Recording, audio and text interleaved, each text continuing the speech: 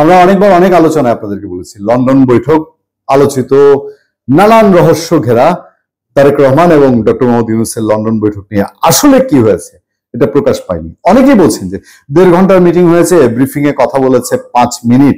এই কি ফলাফল? কি কি গিভ এন্ড টেকের আলোচনা হয়েছে, কি কি আন্ডারস্ট্যান্ডিং হয়েছে? নির্বাচনকে আসলেও ফেব্রুয়ারিতে সুনিশ্চিত ভাবে জানিয়েছেন ডক্টর ইউনূস?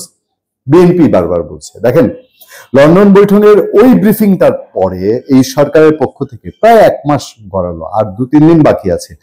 13 তারিখে 13 জুন কথা হয়েছিল 2025-এ ডক্টর ইউনূস এবং তারেক রহমান। এর পরে প্রায় 1 মাস হয়ে গেছে। সেই প্রশ্ন এখন বিএনপির মধ্যে উঠছে।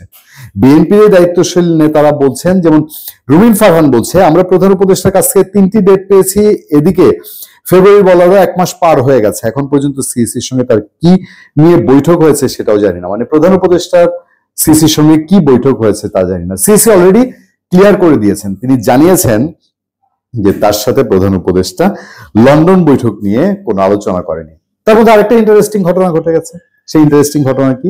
বিএনপির মহাসচিব মির্জা ফখরুল ইসলাম আলমগীর তিনি বলছেন যে লন্ডনের বৈঠকে ঠিক হয় 26 ফেব্রুয়ারির মধ্যে নির্বাচন।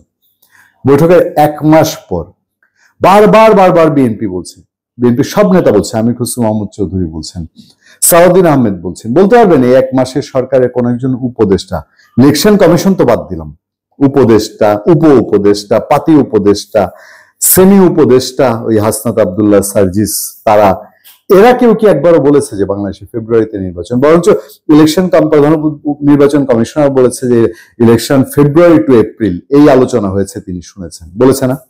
তাহলে মির্জা ফখরুল ইসলাম আলমগীর, বিএনপি ডিক্লেয়ার করছে বারবার ফেব্রুয়ারিতে ইলেকশন, সরকার কেন ডিক্লেয়ার করছে না?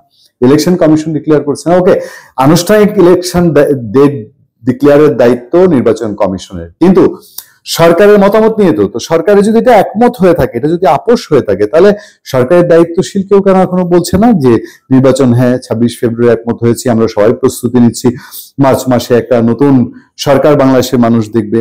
কেউ তো এই আশা জায়গা নিয়ে সরকারের কথা বলছে না দায়িত্বশীল কেউ। বিএনপি মহাসচিব বলছেন লন্ডনে বিএনপি ভারপ্রাপ্ত চেয়ারম্যান তারেক রহমানের সঙ্গে প্রধান উপদেষ্টা ডক্টর ইউনূসের বৈঠকে ঠিক হয় 26 ফেব্রুয়ারির মধ্যে নির্বাচন।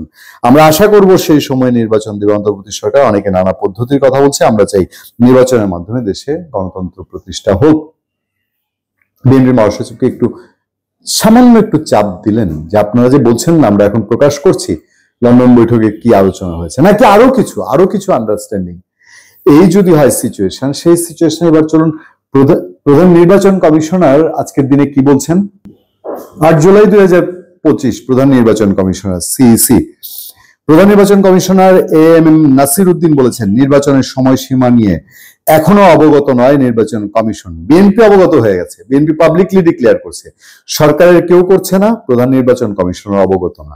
আচ্ছা, আমার একটা জিনিস ধরেন, আপনাকে প্রশ্ন করবেন যে আমি তো বোকা, বিএনপি কি এত বোকা যে বিএনপি এটা দেখছে না? দেখছে, কাহিনী তো কিছু আছে, কিছু তো অবশ্যই এর ভেতরে আছে। অতীতের রাতের ভোট বা জালিয়াতির অপবাদ সবাইকে নিতে হচ্ছে বলে জানান তিনি বলেছেন যে এর আগের যারা নির্বাচন পর্যবেক্ষকরা আপনার সেসব ভোটকে তারা স্বীকৃতি দিয়েছে, সেই সব পর্যবেক্ষকদের তারা এবার ডাকবেন না। তবে সবচেয়ে গুরুত্বপূর্ণ হচ্ছে যে নির্বাচন কথা উঠবে, সাংবাদিকরা প্রশ্ন করবে, বিএনপি চাপ দিবে, কিন্তু ওই যে সবাই বলে প্রধান উপদেষ্টা শোনেন, মুচকি হাসেন, বিএনপি বের হয়ে এসে হাপিত্তিশ করে, কখনো বলে আমরা অসন্তুষ্ট, কখনো বলে আমরা শান্তি পাইনি, আমাদের মন ভরে নাই।